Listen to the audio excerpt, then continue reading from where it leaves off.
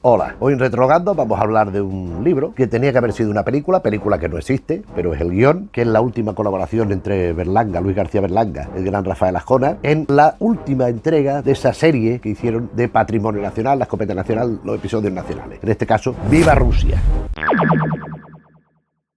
Es muy conocida la trilogía fílmica de Luis García Berlanga con Rafael Azcona al guión de esa especie de episodios nacionales que constituyen la escopeta nacional, Patrimonio Nacional y Nacional 3, centrada en la vida y milagros de la familia noble, entre comillas, de los Leguineche, el marqués de Leguineche y el hijo y todo lo que pasa por allí, empezando en la escopeta nacional por la inclusión de un pobre industrial catalán al que no le sacan hasta los calzoncillos por el que dirán.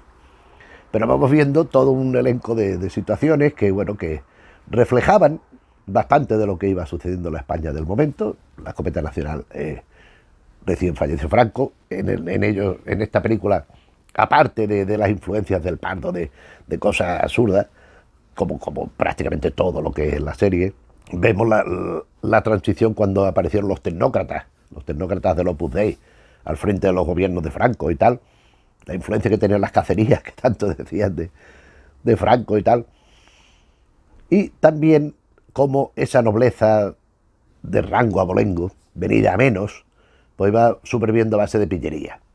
Esto en Patrimonio Nacional, ya dejamos a Jaume Canivell, el pobre catalán que había ido allí, interpretado magistralmente por Saza, como siempre, pero es que esta película es muy, muy, muy divertida. Patrimonio Nacional, dejan la finca aquella, los tejadillos, que la han vendido y se ha convertido en un safari, le han metido allí animales para que vaya la gente de safari, un safari de fotográfico, no para matarlos, para verlos. Y vuelven a Madrid, donde está la mujer del marqués padre, y van con el cura y con los criados y con todo allí, y todo lo que va formándose. Aparece un antiguo amante de la condesa, perdón, de la marquesa, es marqués, no conde, de la marquesa.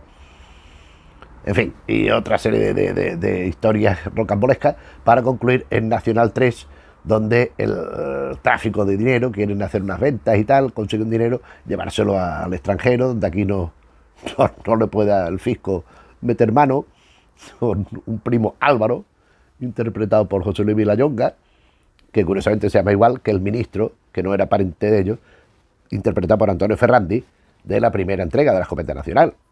Y digo esto porque reaparecerán en lo que vamos a ver. Allí siempre asistidos por el padre Calvo, que es un cura palabrotero y muy, muy agresivo. Aquí el Luis José, el hijo del marqués de Leguineche, el marqués de Leguineche, hijo, escayolado para meter el dinero dentro. En fin, una serie de patochadas que, bueno, que termina con Luis Escobar despidiéndose y que no pensaban que fuera el final. La intención, a principios de los 90, de los años 90, de la década de los 90 del siglo XX, de Azcona y Berlanga era continuar con la historia, o sea, con los personajes y inventando otras circunstancias paralela a un momento determinado de la historia de España. En este caso parece ser que iba a ser precisamente la caída de la Unión Soviética y con la perestroika y todo esto. Iban a llamarle Nacional 4, después se pensó también El Rey de Rusia, al final fue Viva Rusia. Es este guión que ha publicado Pepita de Calabaza, que tengo aquí. Antes de entrar en el ínterin de la historia, un poco que vamos a contar alguna cosa, bastante, pero bueno. Decir que a mí el libro me ha parecido que tiene un y claro. O sea, yo no creo que esto sea el guión tal cual. El prologuista, a la sazón, adaptador del guión, es Manuel Hidalgo. Este señor, yo recuerdo que hacía unos programas en televisión, un hombre así moreno, con gafas, que yo leí una novela suya, porque vi una película que me gustó, con el guión de Azcona, El pecador impecable, que estaba basada en una novela del propio Manuel Hidalgo. Y la novela no me dijo nada. La película me pareció divertida, que es protagonizada por Alfredo Landa, tenía una tienda de artículos de calzado, para las mujeres y tal, de zapatos. Tenía una especie de enamoramiento oculto de una chica adolescente que había por allí, y había un viajante que le traía género, que era también medias y cosas de estas de lencería y tal, que era Saza. Y también había la prima, interpretada por Chunlan Preave, y entonces iban sucediéndose una serie de situaciones. Bueno, la cuestión que a mí aquella película me hizo relativa gracia, en la novela ninguna. Pero es que en este prólogo este señor explica que Berlanga, que el manuscrito de este guión lo ha introducido en una cápsula del tiempo del Instituto Cervantes para que se abra cuando hayan pasado 100 años. Entonces, claro, bueno, pero de alguna forma para encontrar una copia y la entroja. Pero resulta que ese guión quedaba largo.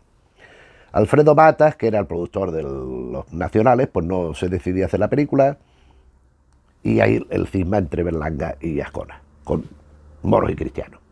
Pues de moros y cristianos, pues separan, hay unas diferencias entre ellos que consideran irreconciliables y separan sus destinos, cada uno va por su lado, haciendo su cosa. Pero esta película sí estaba pensada hacerla. Lo que ocurre que es que Luis Escobar fallece haciendo Fuera de Juego de Fernando Fernán Gómez. Una película de ancianos, una residencia de fútbol con los niños y tal, que está muy bien, muy amable y muy entrañable. Y claro, habían pensado en cargar las tintas sobre el personaje del Marqués Mayor para sacar rendimiento de la viscómica de Luis Escobar. Claro, ya Luis Escobar no, pues había que retomarlo todo, rehacerlo nuevo. Y entonces, pues aquí es donde ya empiezan los problemas. Y entonces, la cuestión que en este texto, el texto original de Berlanga y de Azcona son 163 páginas. Muy largo, esto sería una película de 3 horas. Pero claro, ya cuando han visto de hacerlo tal, ya no estaba Escobar, Azcona ya no estaba en el asunto, no sé ni incluso si Berlanga estaba todavía en activo, creo que no. La cuestión que Andrés Vicente Gómez como productor va a manejar el asunto y este Manuel Hidalgo empieza a recortar y a reestructurar el guión. Yo no sé qué es lo que ha quitado o qué es lo que ha añadido, pero yo este guión no lo veo y creo conocer bastante bien la obra de Berlanga y de Azcona. Veo que hay contradicciones, veo que hay demasiada insistencia en determinados asuntos. Se dice, hay un guiño, por ejemplo, a que estuvieron Berlanga y Luis Ige, segundo, el criado de toda la saga, el criado de Luis José, que se deja entrever que puede ser hijo bastardo del Marqués Padre, que parece que sí, a veces, y a veces otras parece que no. En cualquier caso, Berlanga y Cije estuvieron en la División Azul, en Rusia. Entonces aquí en el programa hay un guiño, es que no para de decirlo. Yo estuve en la División Azul y tal, porque veremos lo que tiene que ver de Rusia. Y después, siendo Berlanga y Azcona maestros de lo burdo, de lo tosco, de la palabrota, pero sin quedar feo, sin quedar grosero. Sí, grosero sí es, claro, si dices palabrota y tal no va a ser precisamente un ejemplo de la finura, pero saben hasta qué punto pueden llegar.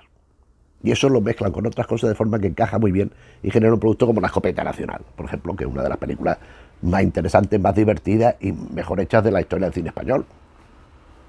Aquí yo veo exceso de redundancia, de palabrotas, de decir lo mismo una y otra vez, que está dicho ya, sobre todo en La Escopeta Nacional.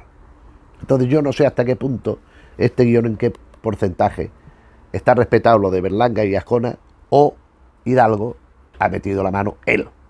Que por cierto, en el prólogo, este señor, yo no lo conozco personalmente a Manuel Hidalgo, pero deduzco que debe ser un hombre bastante egocentrista, en el sentido de que todo lo que habla en el prólogo de relaciones con Berlanga, con Azcona, con Andrés Vicente Gómez, con uno con otro, no es respecto a lo importante son los otros, sino él. La sensación que da es que lo importante es él. Yo lo conocí aquí, yo hice esto, lo otro. O sea, habla de sí mismo. He comentado el asunto con algunos amigos, más cinéfilos que yo, y que conocen más pues la prensa, estas cosas, que están más al día de ciertas cosas. Por ejemplo, de este personaje, de este Manuel Hidalgo, y me han dicho que por lo general es que es así. Que es que parece ser que su forma de entender la vida, y me parece muy bien. Está en su perfecto derecho de hacerlo, pero a mí personalmente me hubiera interesado mucho más saber la perspectiva de Luis García Berlanga y de Azcona que la de Manuel Hidalgo, que ya digo que yo no sé hasta qué punto ha influido en el guión o ha cambiado cosas del guión, porque a mí no me parece. Sí, claro que hay aspectos berlanguianos y de Azcona, por supuesto, porque están ahí, pero no son ellos. No sé si me termino de explicar. Yo veo que es demasiado torpe algún momento, hay algún trozo que está demasiado desilvanado. En Berlanga y Azcona puede dar esa sensación de que hay cosas que están por casualidad, y no es verdad, no hay nada casual, y todo termina teniendo su sentido que puede ser surrealista o absurdo, lo que se quiera, pero adquiere sentido. Aquí hay cosas que no sé qué pintan. Bueno, en cualquier caso, en Viva Rusia se retoma el personaje de Jaume Canivell, el industrial catalán, que aparece casado con Mercè. Mercè en la escopeta nacional es la secretaria amante de Jaume Canivell y su mujer estaba en otro sitio. Entonces se supone que a lo mejor hay que presuponer que con la ley del divorcio se ha separado de la mujer y se ha casado con esta. Bueno, vale. No lo sé. Aparecen todos. El inicio de la historia es cuando Luis José Leguineche hijo regresa del extranjero porque está en busca y captura. Además, está con varias denuncias pendientes de tráfico de dinero, de blanqueo de dinero, mejor dicho, perdón, de sacarlo al extranjero, de evasión de divisas, de muchas cosas, de trampas y de lo que iban viviendo, de hacer trampas. También le acusan del puesto de limpiabotas porno que tenía Segundo en un sitio, que había una señora allí con una máscara con las tetas al aire haciendo allí de limpiabotas sadomasoquista. Eso sí es Berlanga puro, eso sí que es Berlanga. En fin, vuelve y se encuentra con la situación de que su finca antigua, Los Tejadillos, ahora es Can Canivell. Jaume Canivell ha comprado la finca, toda excepto porque el marqués padre, que se supone que es el que ha hecho las negociaciones, ha reservado un camino y una casita para los guardeses. Segundo, Viti, tal. Y resulta que en ese paso, aparte de que es necesario para pasar para llegar a la finca, hay un pozo. Y Jaume Canivell lo que quiere hacer allí es un complejo con campo de golf, con chalés, todo de mucho lujo, pero necesita el agua. Entonces necesita el pozo. Entonces necesita congraciarse con ellos, tal. Por supuesto, Luis José va buscando pillar y cuando llegan allí, ¿qué se encuentran? Pues que en la casa de los guardeses tienen hospedado a los últimos descendientes del zar de Rusia. De ahí el título. Es una viscondesa, una duquesa de alto abolengo que parece ser que el abuelo había sido un hijo bastardo del zar, que se había ido con otro, habían tenido a su vez sus hijos, tal, y resulta que el descendiente es un muchacho que es un animalista, está todo el día pues intentando copular con gallinas, haciendo cosas con los caballos. Niños, quítate de ahí. Ya lo conoce, el Canivell lo conoce muy bien, no creo que se acerque a mi caballo. Y este es el heredero legítimo del zar de Rusia si se restaurara allí el zarismo. Y esta es la oportunidad a la que se aferran Luis José para buscar, como siempre, vivir del cuento y de paso embrolla a Jaume Canivell. Allí en Rusia, fíjate si hay terreno, si hay cosas para hacer, que con los comunistas pues se ha acabado todo, la perestroika ha fracasado, pues nos vamos a restablecer lo que había, mejorándolo y nosotros vamos a llenarnos los bolsillos a base de bien. El padre Calvo, por supuesto, Agustín González, prodigioso como siempre, en las películas, aquí no, pero se entiende, no lo he dicho, Luis José, el marqués de Leguineche, es José López Vázquez, estupendo, soberbio, Saza, Jaume Canivell, Mercè, su secretaria, ahora esposa, Mónica Randall, en la escopeta nacional. Digo, en lo anterior. Esos son los personajes que encarnan a cada personaje, ¿no? Segundo, Luis Cije, no necesita presentación ni comentario. Estos rusos no sé quién hubieran sido. Aparece Chus es la exmujer de Luis José, que ya vimos en la escopeta nacional iba tuerta porque le había dado un tiro sin querer. Se han separado y ella está con su primo Álvaro, que entonces había hecho José Luis de Villayonga, el personaje del último de los patrimonios nacionales.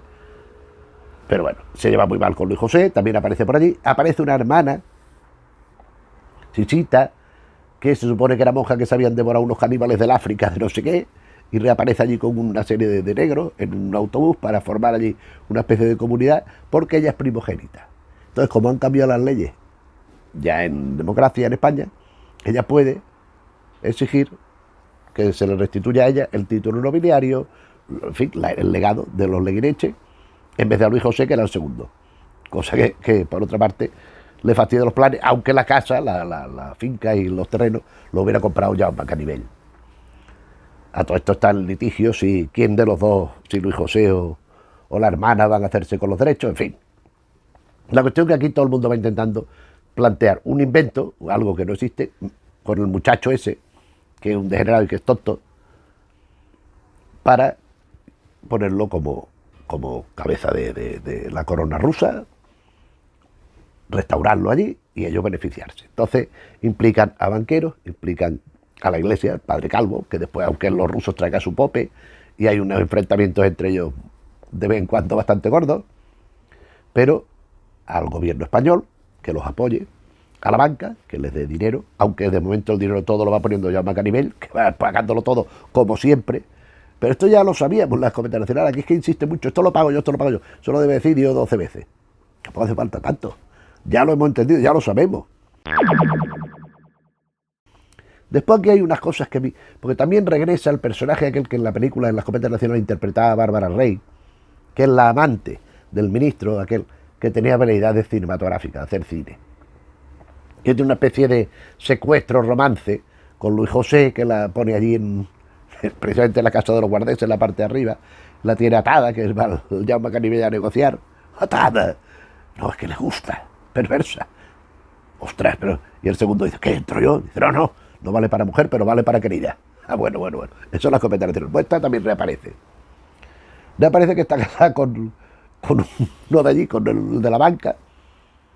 Y ella y Marcé, pues se ponen en doble, hacen tal, y están provocando. Y con el Luis José parece que tienen una historieta que Luis José ya debía estar decrépito. Luis José ya debía de servir para poquito, pero bueno, él lo va poniendo. Entonces, con todos estos ingredientes que hemos dicho, de la banca, de la iglesia, del gobierno, intentan pues sacar esa trampa para adelante. A todo esto hay otros elementos de interés, quieren renovar el tema de la cacería. ¿Por qué? Porque hay animales. Otro elemento que el gobierno no quiere permitir es que haya animales sueltos ahí sin licencia. Hay monos que hacen cosas, monos por aquí y por allá, que se pelean con el padre Calvo, que hacen tal. Hay un león que de pronto aparece. El niño, el descendiente del zar. Está el león, cuidado niño, échate. Y el niño hace que se vaya, porque él había trabajado en el circo Price domando leones, o no sé qué. O sea, es una serie de tonterías, de charlotadas, de panchotadas, muy en la línea de Berlanga. Ya digo, están en el pozo, están en el espíritu de todo esto. Una continuidad de esos episodios nacionales, pero yo creo que en la letra exactamente no. Hay momentos que sí son muy identificables. Aquí el Jaume Canivell es más víctima, o sea, él mismo se victimiza más todavía que la escopeta nacional. Que pasan muchas cosas, es evidente, ¿no? Todas malas, ¿no? Hombre, por fin una buena noticia. También reaparece con importancia notable el abogado Cerrillo, que es el que implica a Canivell en la cacería de la escopeta nacional, interpretado por Rafael Alonso. Y claro, estamos hablando de unos actores que tienen que ser muy viejos, casi todos, pero bueno, cuando hubo la tentativa o la intención, mejor dicho, de rodar esta película. Sí pretendían, como Berlanga quería y Azcona también, que lo hicieran los mismos actores que habían protagonizado las entregas anteriores, en especial la escopeta nacional, porque aquí están casi todos. Entonces, Cerrillo es un abogado. Y en Viva Rusia vemos la ética de los abogados, la moral de los abogados. Que según va el viento, le conviene una cosa, va ahí, y si va a la contraria, pues va a la contraria. Hasta el punto de que el que traiciona a sus benefactores, sobre todo Jaume Canivell, pero también a Luis José. Incluso a Luis José lo llega a traicionar, siendo su abogado, en el conflicto que tiene con su hermana, con Sisita, a la que también asiste como abogado el propio Cerrillo. Este Cerrillo era un sinvergüenza desorejado. Y esto, a mí, hablando de otra película, en Mel Brooks tiene una película estupenda, que Asco de vida, que ya hemos comentado en el canal aún de pasada, donde un millonario se apuesta con otro un barrio, tienen que hacer un cumplimiento de una serie de normas, y los que son los albaceas, los que testifican que se cumpla, son unos abogados, precisamente los abogados de Mel Brooks, del personaje que hace Mel Brooks. Cuando llega el otro, que siempre lo hacía, interrumpía la reunión, perdón, no me había dado cuenta, bueno, pero ya que estoy, y los convence de que se pongan de su lado. Cuando Mel Brooks gana la apuesta y va a recuperar lo que es suyo, se encuentra que se lo han quitado todo. Que los abogados han dicho que ha perdido todo por perder y que le corresponde al otro. Y el Mel Brooks se les queda mirando y dice, ¿pero cómo habéis podido hacer algo de esto? Y uno de los abogados le responde, somos abogados. O sea, ahí está sintetizado todo esto, ¿no? Pues un poco este Cerrillo va en este sentido. No todos los abogados son así, evidentemente. No se puede generalizar, pero un colectivo que realmente, por el desempeño de sus funciones, no es precisamente considerado éticamente muy recto, ¿no? Muy honesto, porque tienen que defender a gente que saben que son culpables, o si no lo saben, con una alta probabilidad de posibilidades de que sean culpable. No todos son defensores ni fiscales, y de hecho yo hay un abogado en ciernes que termina, cuando grabo este vídeo, termina en 3 días la carrera, que es mi hijo, que va a ser abogado. Y yo estoy muy contento de que, si es lo que a él le gusta, pues que lo haga. Pero bueno, volviendo a Cerrillo, es el ejemplo clásico del abogado manipulador, que hace mangoneos, que hace chanchullos, que enreda con uno y con otro, que siempre intenta sacar tajada de todo. Y que bueno, pues es un personaje, un tópico más, ¿no? En definitiva, vamos asistiendo a la erosión económica del pobre Jaume Canivell, al, como siempre, plan magnífico que se viene abajo y no tiene ninguna consecuencia positiva para ello por parte de Luis José y de su próximo y cercano, que está empezando por Segundo y por el padre Calvo y siguiendo por lo demás, con Viti, que Viti aquí se habla de que ha tenido un romance con el Marqués padre, con el Leguineche padre, dijéramos con Luis Escobar, con el personaje que hacía Luis Escobar. Entonces ya exige sus derechos también de cohabitación y tal. En fin, es un contubernio muy divertido. Hay varias referencias, demasiadas en mi opinión, a algo que ya aparece en otra película que en cierta manera cierra esto, que es Todos a la cárcel, de Berlanga, por supuesto, ya sin Ascona, protagonizada por el gran Saza también, que vaya a la cárcel a una fiesta y no ve lo que le pasa, donde le pregunta, el personaje que hace Saza le pregunta a otro que hace Juan Luis Galiardo: ¿pero usted estuvo en la cárcel? Muñagorri es Galiardo. Y Galiardo responde: nada menos que 7 semanas por el contubernio de Múnich. O sea que, por el contubernio de Múnich, aquí lo aduce Luis José como demostración de su pasado progresista. Yo participé en el contubernio de Múnich, que según él, también es un motivo de que le persigan. Pero eso para demostrar su amplitud de miras ideológicas y políticas cuando le conviene, para tratar con el gobierno de turno, etcétera, etcétera, ¿no? Hay elementos, lo de la división azul, que ya lo he dicho, que también se insiste quizá demasiado en el asunto. Hay cosas que aparecen demasiadas veces, cuando eso con Gascón y con Berlanga no pasaba, porque eran muy inteligentes y a su vez muy respetuosos con la inteligencia del que lo iba a ver. Entonces sabían que si yo digo una cosa aquí y aquí, no me hace falta decirlo 6 veces, sino que lo digo en este momento y en este otro, ya el público va a estar constantemente sabiendo que pasa esto. Y eso hay que saberlo hacer. Y yo en este guión no lo termino de ver. En definitiva, como decía, cómo se van cargando a este hombre que termina sufriendo un ataque, lo llama Canivell, del que se supone que prosperará, pero está fastidiado.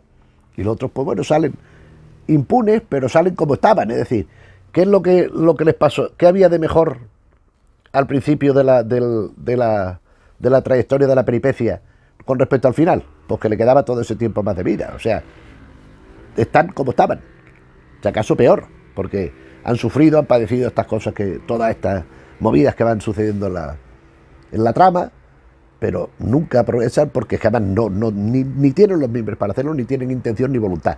El Jaume Canivell sí, pero como él pretende hacer el dinero rápido y tal, pues se le va todo en aliarse con sinvergüenza, que lo único que hacen es esquilmarlo y que no llegue nada a buen puerto. Que eso es un poco la picaresca que se ha supuesto, no siempre sin razón, con muchos empresarios españoles y con, ¿qué vamos a decir?, lo que eran los cotarros, estos que se organizaban entre miembros de gobiernos de los distintos que tenemos: europeo, estatal, autonómico, municipal, provincial.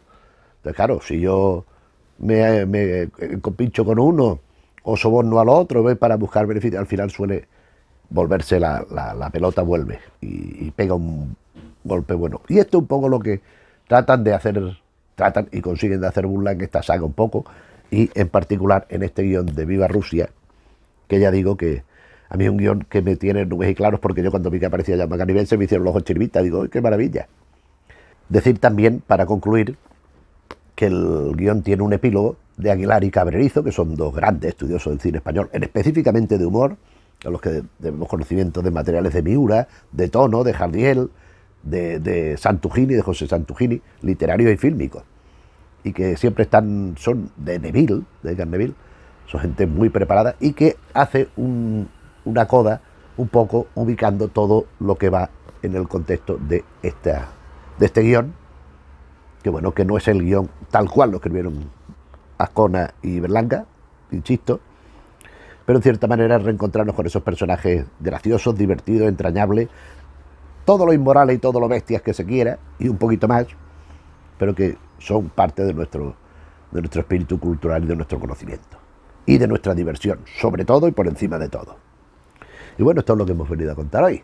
¿Si te recomendaría el guión? Pues bueno, si te gusta este cine y te gusta, ya te digo que hay partes que te van a decepcionar del guión, seguro, pero si te gusta mucho como a mí, el universo berlanguiano y sobre todo de Azcona, es que a mí me interesa tanto más Azcona que Berlanga. Berlanga me interesa muchísimo, me encantan sus películas, todas, las he visto montones de veces todas, sobre todo las consideradas menos buenas, porque claro, bueno, Bienvenido Mr. Marshall está hecha a pachas con Bardem, con Juan Antonio Bardem, pero Plácido, El Verdugo, Calabuch, todas estas cosas, Vivan los novios, es una parte, pero a partir de la Comedia Nacional, que dicen que es el peor cine de Berlanga, a mí no me lo parece, a mí me parece que es muy gracioso, y de hecho casi todas las películas las hemos comentado en el canal, excepto la última, París Tombuctú, que a mí me parece muy fallida, me parece que esa se la podía haber ahorrado Berlanga, teniendo momentos excelentes, que los tiene, momentos muy, muy graciosos, muy buenos.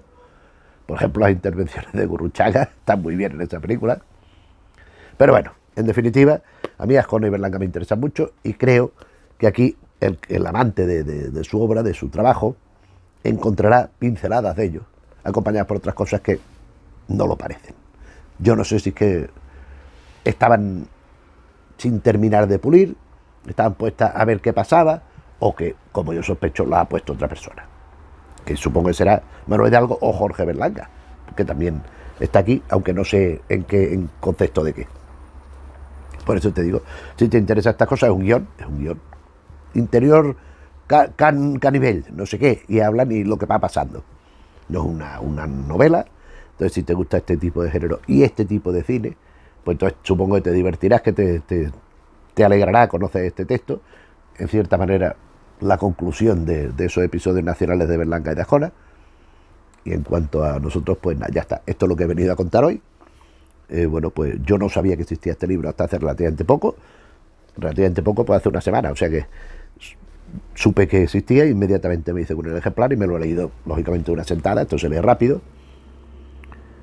Y bueno, pues he querido compartirlo con quienes siempre tenéis la deferencia de acompañarnos. Y si ya lo conoces, pues bueno, pues espero que coincidamos, y si no, pues tampoco pasa nada, ¿no? O sea, qué rollo, si todos pensáramos lo mismo. Siempre lo digo, pero es que siempre es verdad. En cuanto al vídeo en sí, pues si te ha parecido bien, te agradeceremos que le dejes al me gusta. Si te interesan estos temas que vamos tocando siempre, tanto en Retrologando como en Retrologando Cine y Televisión, te agradeceremos que nos acompañes y que te suscribas, que sabéis que para YouTube eso es muy importante. Y nada más, nos vemos en otro vídeo. Un saludo.